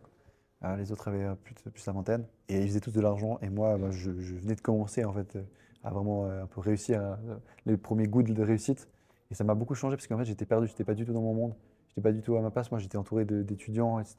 Et là, j'arrive dans un monde de richesse, de luxe, de gens qui font du business, qui vont vite, qui exécutent, qui cherchent à connecter, etc. J'étais vraiment un peu le paria, tu vois, le gars qui n'avait rien à voir avec tout ça. Après, bon, j'ai commencé à m'adapter. Mais j'ai toujours été le gars qui travaillait beaucoup. Je travaillais très tard, etc. J'étais toujours un peu dans mon coin, j'étais le geek. Et puis petit à petit, ça m'a changé en fait, ça m'a fait comprendre beaucoup de choses, ça m'a débloqué beaucoup de croyances limitantes. C'est tout ce qui me restait un peu sur l'argent, etc. Ça m'a débloqué. Ce mois-là, j'ai dû faire peut-être 30 000 euros parce que j'ai eu un deal en crypto, j'ai fait des trucs avec mes clients, etc. Donc pour conclure sur cette partie-là, j'ai fait un gros mois ce mois-là. Et en fait, c'est tout ce qui a fait un peu le tremplin pour la suite et ce qui m'a amené à où je suis aujourd'hui, tu vois. Du coup, tu as fait plus de 30 000 euros par mois, c'était assez impressionnant et je voulais savoir, est-ce que du coup, un peu tes relations avec tes parents se sont un peu plus apaisées? Est-ce que ton lifestyle, toi qui étais du coup booké un peu des limites SDF ou du coup tes parents t'avaient mis un peu à la porte, etc., avait changé? Carrément, à ce moment-là, en fait, je voyageais un peu partout. Donc, je suis parti à Dubaï, après, je suis parti à Malte, je suis parti au Japon cette année-là, je suis parti à d'autres endroits, au Costa Rica, plusieurs trucs. Et puis les relations avec mes parents sont petit à petit apaisées, forcément, tu vois. Ils n'ont pas forcément compris ce que je faisais, mais ils ont commencé à l'accepter. Et donc, même après, mon lifestyle a changé. Le truc qui a le plus changé, je me rappelle très bien, c'est que je mangeais au resto. Je mangeais au resto et ça, c'était. Moi, j'adore manger. J'adore. Moi, je suis un peu un kiffeur. J'aime bien manger, c'est un peu mon plaisir, mon vice. Le fait de passer de manger des sandwichs un peu tous les midis quand j'étais en cours à des vrais bons restaurants, etc. Pas forcément des trucs gastronomiques, tu vois, juste manger, le plaisir de manger, etc. Et ça c'est le truc qui m'a un peu choqué au début. Et forcément, après, tu t'y habitues un peu. Mais à chaque fois, en tout cas, ouais, c'est un plaisir de pouvoir se permettre de faire ce genre de truc, tu vois. Pas devoir se dire, ah non, ça je peux pas le faire, tu vois. Et quand tu as envie de quelque chose, tu peux te le permettre. Pas forcément le faire à chaque fois, tu vois, mais te dire, ok, non, ça je peux le faire. Avant, je pouvais pas. Et tu vois, c'est ce qui fait que c'est cool un peu d'avoir de l'argent. Le lifestyle, on s'en fout, tu vois, je pourrais le perdre maintenant, je m'en foutrais, mais de me dire que je suis passé de rien avoir à tout avoir et comparer les deux et tu vas te dire, rigoler du moment où j'étais pauvre et me comparer à maintenant et tout ce que je peux faire maintenant et que je pouvais pas faire avant, c'est ça qui rend le truc cool, tu vois. Si j'avais de l'argent dès le début, ça aurait été nul. En seulement 2 mois en plus. C'est ça, en seulement 2 mois. Après, tu vois, c'était pas un overnight success. Les gens me disent, ouais, comment t'as fait pour réussir si vite? J'ai pas réussi si vite. Depuis 16 ans à 19 ans, j'ai travaillé, tu vois, tous les soirs, des nuits entières, j'ai travaillé, j'ai donné toute mon énergie. Donc, c'était pas un overnight success, c'était pas rapide. Ça a pris du temps. D'ailleurs, si vous avez accès potentiellement à quelqu'un qui peut vous coacher, qui peut vous mentor, je pense que c'est le plus gros, le meilleur conseil que je peux vous donner parce que on voit très bien, si on regarde la courbe de mon apprentissage et de mes chiffres, et qui faisait comme ça. Et dès que j'ai eu la rencontre avec Youssef, elle a fait comme ça. Donc ma vie a changé, en fait. Donc, Juste avec 3 000 euros, ta vie a changé, c'est quand même quelque chose de fou. Que juste en prenant des risques, et j'ai l'impression que en t'écoutant à chaque fois dans ton parcours, tu as pris par exemple le risque de quitter l'école, d'investir ces 3 000 euros, de partir à Dubaï alors que tu n'avais rien. À chaque fois, ça t'est game changer, tu vois. Genre, tu es parti à Dubaï, tu avais fait peut-être ton premier deal, tu avais gagné 5, 7, 4 commissions, tu es passé tout de suite à 30K. C'est quand même un peu. Tu avais, j'ai l'impression, des risques. moi, en fait, je suis quelqu'un qui prend des risques et je me rends compte qu'à chaque fois que je prends des risques, ça fonctionne. Et des fois, tu te pètes la gueule et il faut juste les effacer un peu ta mémoire et juste tirer un peu les leçons clés et repartir de plus belle et reprendre des risques. Et c'est pour ça qu'à chaque fois, j'ai pas peur, tu vois, je prends mon courage à deux mains et je fais la chose qui, je sais qui est la bonne chose. Et, et tu vois, je regarde pas en arrière. J'assume juste, j'assume les conséquences qui vont venir. Je prends les choses une par une, aucun problème, que les solutions. Et puis au final, c'est pas si compliqué la vie, hein. Ok, ça marche. Et moi, ce que j'aimerais savoir, c'est après, du coup, ce premier mois où tu as fait un mois record, etc., à plus de 27 000 euros, comment ça s'est passé la suite? Est-ce qu'il y a eu un déclin, etc.? Parce qu'on connaît un peu la réalité du business en ligne. Beaucoup de personnes vont faire des gros mois, etc., mais après, ils vont se casser la gueule. Est-ce que tu as réussi à pérenniser un peu, du coup, ces revenus ou ça a été beaucoup plus en temps de scie? Pour être honnête, au début, ça a été en dents de scie parce que je n'avais pas forcément développé les process, l'équipe nécessaire. Et donc, j'ai refait des mois un peu plus bas. Et je suis jamais redescendu en dessous de 10K, il me semble, depuis ce moment-là. Parce que 10K, c'est pas trop difficile à atteindre, tu vois. Il y a peut-être des gens qui vont être offusqués, mais en vrai, je pense pas. Les gens qui regardent cette vidéo, normalement, ils comprennent le business et ils savent que c'est possible, ou alors ils l'ont déjà fait. Donc, ouais, 10K par mois, c'était pour moi le strict minimum. Je devais atteindre ce chiffre. Si je l'atteignais pas, je n'en mets pas tant que je l'avais pas atteint. Et puis ça me permettait de garder une vie correcte, tu vois, et de pouvoir mettre de l'argent de côté, réinvestir en moi, etc. Il y a deux côtés, tu vois, ça a été à double tranchant parce que j'ai pas pu continuer d'avancer comme j'aurais voulu et de stabiliser mes revenus un peu plus haut. Et d'un autre côté, en fait, le fruit de 3 ans de travail payé enfin, l'énergie dépensée pendant 3 ans, toutes les nuits blanches, etc. Enfin, j'en voyais le bout du tunnel, j'en voyais les résultats, j'en voyais euh, je le voyais de manière tangible, tu vois. Et je pense, de nouveau, je ne regrette pas forcément le fait d'avoir kiffé, d'avoir profité de cet argent-là, d'avoir été dans différentes destinations, parce que déjà, ça m'a ouvert beaucoup l'esprit sur le monde, sur des croyances limitantes, etc. Et je pense que j'en avais besoin, tu vois. Et si je ne l'avais pas fait, j'aurais sûrement eu un problème plus tard, tu vois, sur mon parcours. Donc, de nouveau, je regrette rien. J'ai beaucoup voyagé, j'ai beaucoup kiffé. C'est une des raisons pour laquelle j'ai commencé aussi à faire du business, parce que justement, j'adorais faire ça, tu vois. Et j'avais besoin de cette liberté. Et j'avais besoin de ressentir et de quantifier un peu, de pouvoir la sentir, cette liberté et cette réussite. Donc, c'est ce qui m'a un peu drivé aussi pour la suite, plus tard. Donc, je pense pas avoir fait le mauvais choix. Je pense que je ferais certainement plus d'argent maintenant si j'avais une vie plus stable l'année passée.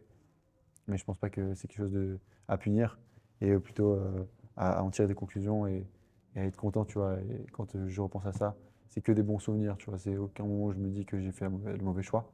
Pour le coup, cette année, ça a été beaucoup plus stable et j'ai beaucoup plus pérennisé mon business. Pour le coup, c'était très stable même. J'ai fait vraiment pas mal des mois aux alentours de 50K. Dès le mois de janvier où j'ai fait mon premier mois à 50K. Je me rappelle le mois de décembre ouais, décembre ou novembre. J'avais fait une vidéo à Paris dans la chambre d'hôtel à l'Intercontinental. Je disais que j'avais fait un bon vrai mois à 30K, etc. avec mon agence. Et puis en janvier, j'ai réussi à atteindre 50 parce que je me suis enfermé dans un Airbnb à Budapest. Et il y a eu Valentino, du coup, un des élèves qui était venu. Mais en général, j'étais seul et je travaillais uniquement sur mon business.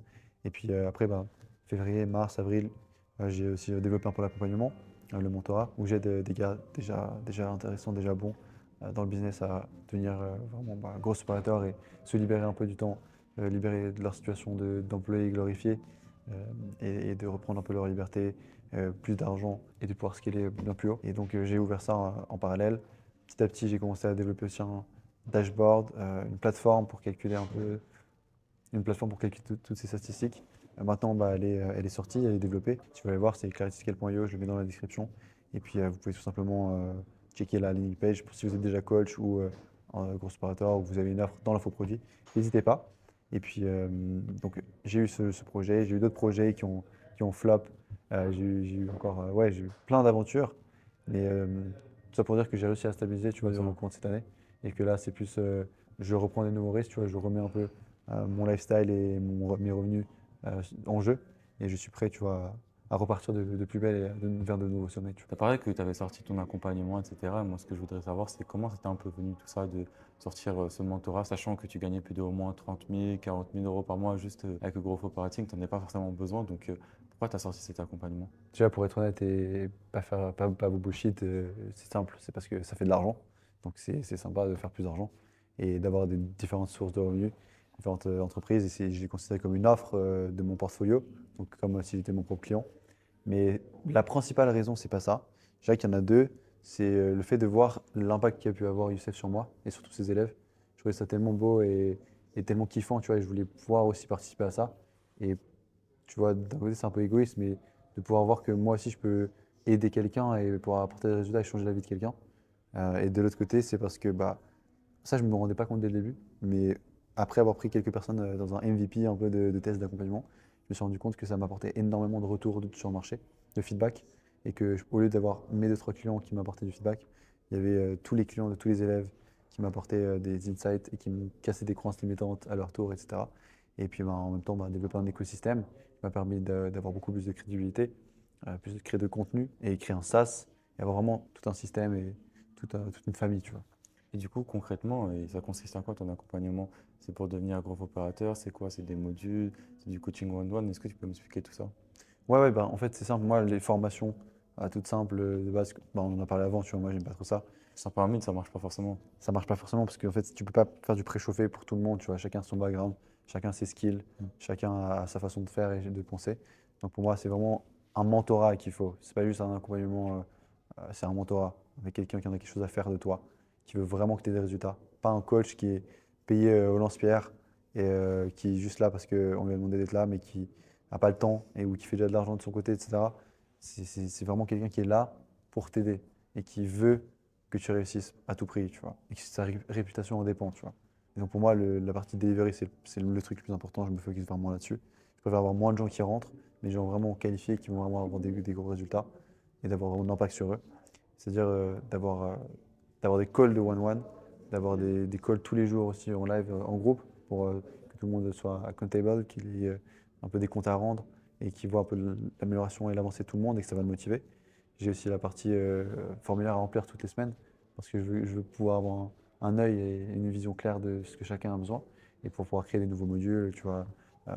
Toutes les critiques sont bonnes, tous les besoins sont bons, je rajoute tout le temps de nouvelles ressources, des modules, des appels différents. Je fais venir des intervenants comme toi, qui vient en live pour parler de contenu et de trafic pour pouvoir convertir pour les offres de leurs clients.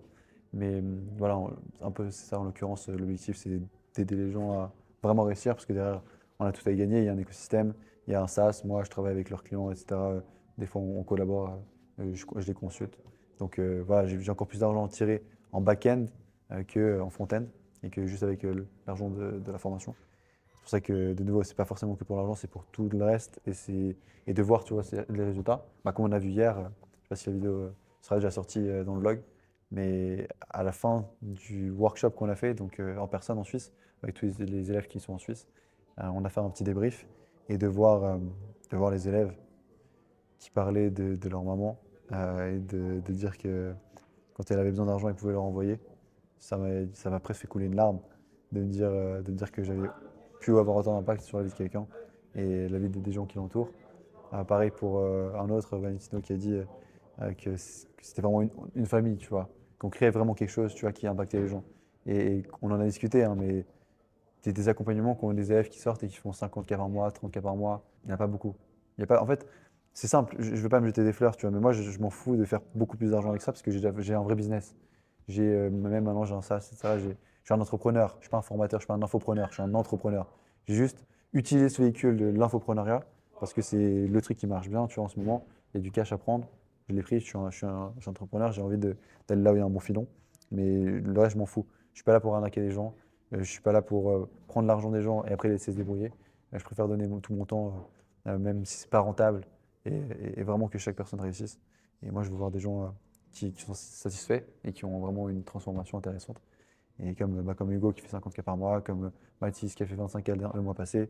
Et c'est juste beau à voir. Et même tout l'argent qui pourra rentrer sur mon compte grâce à cet accompagnement ne sera jamais autant beau que voir l'argent qui rentre sur leur compte. C'est vraiment cool, du coup, parce que pour avoir pu te fréquenter, être souvent, du coup, sur les lives hebdomadaires, etc., j'ai vraiment l'impression que tu vois que tu es vraiment le seul, entre guillemets, qui se soucie dans le marché de l'infoprenariat francophone, du bien-être de ses clients, de leur réussite. Tu as organisé un séminaire à Malte, tu as organisé un séminaire à Budapest. Je m'en souviens même que, du coup, il y a quelqu'un qui a quitté les écoles pour toi et tu l'as direct amené à Budapest. Je ne sais pas si vous vous rendez compte, c'est-à-dire qu'il y a vraiment quelqu'un, il s'est dit, aujourd'hui, je vais arrêter l'école et je vais suivre Adrien en Le Big Hongrie Adrien pour Marquet. lancer du coup son business. Et je trouve ça assez fou parce que tu changes vraiment la vie des gens, tu vois. Et c'est ça que je pense que pourquoi des gens te font aussi confiance, c'est parce que tu as un peu toute cette vibe, on aime bien, tu vois, caractère, on aime bien un peu exagérer, idéaliser tout ça en disant que tu es un humaniste ou quoi que ce soit. C'est un peu le running gag du moment, l'humanisme, etc. Mais quand je vois par exemple que Louis, tu l'as ramené voyager pour la première fois de sa vie, il est parti à Malte, il galérait, etc. avec son business d'agence à l'époque, et maintenant il fait 15, 16K, il est devenu ton associé. J'ai Ouais. jamais vu quelqu'un qui est devenu l'associé de la propre personne dans sa formation. Il est devenu ton associé, coach, il gagne bien sa vie. C'est vraiment beau ce que tu as réussi à construire, vraiment. Et ça m'a vraiment fait plaisir de pouvoir voir un peu le fruit de ton succès. Moi qui t'ai suivi durant presque d'une semaine, de voir à quel point réellement tu changeais la vie des gens. Parce que c'est facile de faire des vidéos, de voir, de mettre des CTA, de mettre des lignes magnettes, des résultats et tout. Mais là, on a vraiment vu. Tu as créé des amitiés, tu as créé des associations, etc. Et franchement, Opérateur Pro, c'est vraiment une famille que tu as réussi à construire. Arrête, arrête, je vais pleurer, je vais passer une larme, mais c'est vrai, c'est ce que tu dis, c'est réel, hein. C'est ce qu'on a entendu, tu vois, ça vient pas de nous. Si vous pouvez aller voir les autres vidéos qu'on a postées récemment, c'est ce qu'ils disent, tu Non, vois, c'est c'est ce vraiment qu'ils vrai. disent d'eux-mêmes, les résultats partent d'eux-mêmes. Euh, c'est même pas une promotion, c'est vraiment juste vous montrer mon parcours et tout ce que j'ai pu faire jusqu'à maintenant. Et là, mon nom, le gros focus que j'avais, c'était de pouvoir aider ces gens et ça marche apparemment. Yes, ça marche vraiment. Et c'est quoi un peu toi l'avenir que tu penses donner du coup à ton business personnellement et l'avenir du growth operating que tu vois en France parce que c'est encore un marché vraiment très sous-exploité dans un marché en réticence de confiance où on n'est pas forcément payé à sa juste valeur. Vraiment, je vois que c'est vraiment une alternative qui se développe, un business enrichissant, pas vendre des formations comme un Zig ou quoi que ce soit, mais vraiment du coup devenir associé et construire quelque chose. Bah, c'est marrant que tu m'en parles parce que tu vois, moi je suis un peu la personne qui a ramené le gros marketing sur le marché français et qui l'a ramené. C'est un business Et c'est un business qui existait aux États-Unis. Et à travers Youssef, je l'ai ramené sur le marché français. J'ai un peu pas le créateur sur le marché français du ghostwriting. Et je pense que la suite, ça va être exponentiel parce que l'éducation en ligne, c'est que le début. Et que je me rends compte en discutant avec tout le monde que les études, les écoles, c'est obsolète. Les programmes, la manière de faire, la manière de penser, la manière d'étudier, la manière d'apprendre, c'est obsolète. Donc de pouvoir directement avoir accès à la source, à des gens qui ont déjà participé à ça, qui ont déjà activement fait la chose dont ils parlent, qui ont des expériences vécues, qui ont vraiment une compréhension de leur domaine qui est très profonde et qui n'est pas juste à la surface de la théorie, mais qui est vraiment dans la pratique et qui ont fait ça avec plein de personnes qui ont pu eux aussi passer à la pratique. Parce que pour moi, être prof à l'école et donner de la théorie à des gars qui vont juste apprendre la théorie, ben, en fait, tu vois jamais le fruit du travail. Tu peux pas savoir si ça marche ou pas. Tu pourrais dire n'importe quoi, tu ne sauras jamais si c'est vrai, si ça marche, etc. Mais là, dans tous les domaines, que ce soit dans le sport, dans le trading, dans l'investissement immobilier, dans la cuisine, dans l'instrument de musique, tu peux avoir quelqu'un en face de toi qui est des champions de son domaine, qui est un des meilleurs, qui est un expert dans son domaine, et qui s'apprend directement en one-to-one comment le faire. Tu vois. Et il n'y a aucun autre temps où c'était possible de faire ça, et de manière autant facile. Tu vois, même tu peux aller sur YouTube et trouver directement de la valeur gratuitement, et apprendre n'importe quel métier, n'importe quelle passion directement sur ton téléphone. Et quant à moi et mon avenir, je pense que je vais beaucoup continuer à donner du temps à mes clients, à mes élèves, etc. Et puis je vais faire grossir cette structure et essayer d'avoir une meilleure équipe avec moi pour pouvoir continuer à aider toutes ces personnes. Et puis sur le côté aussi pouvoir avancer sur mon SaaS, parce que c'est là où je vois vraiment mon futur et d'avoir quelque chose qui a une vraie valorisation, construire quelque chose de grandiose et d'avoir une équipe qui grossit avec moi et bâtir quelque chose, tu vois, encore avoir plus d'impact sur plus de personnes. Et c'est un peu ça qui me fait rêver, tu vois, et ce monde de la start-up, de la Silicon Valley, etc.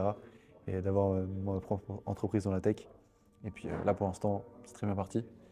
Et je vais documenter ça aussi sur mon en ligne. Hein, donc vous verrez sur ma chaîne comment ça va se passer. Pas envie de trop en dire pour le moment. Vous allez voir au fur et à mesure à travers mes vidéos. Une des dernières questions que j'aimerais te poser, c'est quoi du coup un peu tes objectifs concrètement pour 2026? Si je devais te dire un truc, parce que j'en ai plein, hein, j'en ai plein, et moi j'appelle pas ça des objectifs, j'appelle ça mes tâches pour 2026. J'aime bien, parce que ça fait beaucoup la différence sur la manière dont tu te le dis, tu vois, tu te lances dans ton cerveau. Donc j'appelle ça mes tâches pour l'année prochaine. Je les ai pas encore faites, mais pour cette année j'avais des tâches, la plupart je les ai remplies et je les ai faites. Mais certainement si je dois en sortir une pour l'année prochaine, c'est d'aider encore plus de gens, d'avoir encore plus d'impact, mais même que ce soit avec mon SaaS, tu vois. Et pour moi c'est ça la mission, et je vois vraiment la corrélation entre au plus j'ai d'impact sur les gens, au plus large j'en suis. Et ça, c'est plus qu'une distraction, tu vois, je regarde plus vraiment ça. Je regarde vraiment comment je peux avoir de l'impact. Et c'est pas que sur les clients, c'est aussi sur l'équipe, c'est aussi sur comment les gens se sentent autour de toi. Et c'est ça qui fait grossir vraiment, qui bâtit quelque chose et qui n'est pas juste de l'argent rapide ou quoi que ce Bien soit. sûr. Et du coup, si on a envie de se lancer dans l'aventure, prendre des risques parce que notre business ne correspond plus forcément et n'est plus forcément aligné avec n'est plus forcément aligné avec nos valeurs, qu'est-ce qu'on peut faire concrètement? Ah, c'est simple, hein. Je pense que vous connaissez déjà très bien. Vous pouvez aller dans la description. Il y a une vidéo qui explique tout mon business, comment ça fonctionne, le ghostwriting, de A à Z. Il y a même une formation gratuite. Je peux mettre des vidéos aussi ici sur le petit i. Mais n'hésitez pas à aller regarder toute ma chaîne. Franchement, il y a énormément de valeur. Il y a beaucoup de gens qui m'ont envoyé des DM pour me dire qu'ils avaient signé des clients directement avec ça et qui avaient scalé leur agence juste en regardant mon YouTube. Et après, souvent, ils rentrent dans le mentorat. Donc, première étape, c'est ça. Documenter, regarder toute ma chaîne. Regardez spécifiquement la première vidéo dans la description et vous allez mieux comprendre. Et je pense que ça peut être un bon début. Merci d'avoir regardé la vidéo. N'hésitez pas à vous abonner si ça vous a plu, si vous avez kiffé mon histoire. Mettez un like, mettez un commentaire si vous avez des critiques, si vous avez envie de rage bait par rapport à tout ce que j'ai dit. Et, et sinon, abonnez-vous, on s'attrape dans la prochaine vidéo.